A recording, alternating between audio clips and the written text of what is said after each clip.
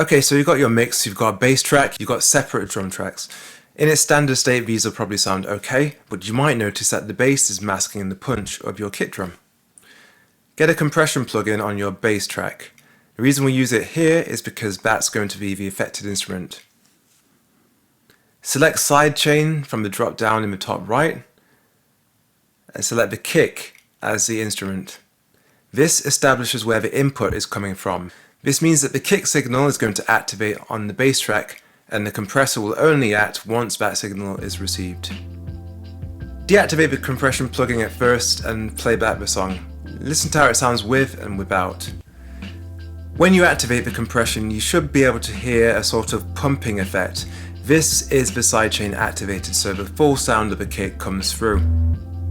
To hear sidechain compression in its most extreme form, turn up the threshold dial on your compressor all the way up to -50 and turn your ratio up too. This will exaggerate the effect you can hear. You want the attack on your compressor to be as fast as possible rather than slow, so as a starting point, take the attack all the way down to 0 ms. You can then start adjusting the compression components to your taste and needs. Now change the release time. Similar to the attack, you want it to be a quick release.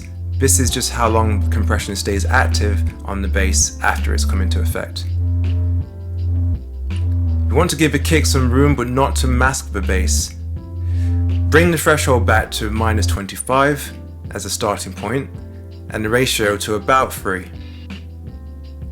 While this is less extreme than before, because of the fast attack and the short release window, you'll still noticeably hear the punch of the kick and the dip of the bass.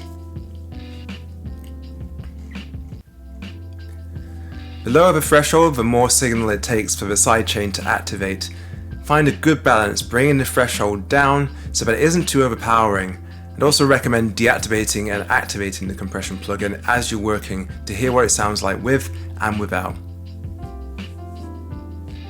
Subtlety is key, so if you're using sidechain functionality, you don't want the effect to stand out, just to give the drums a bit of space.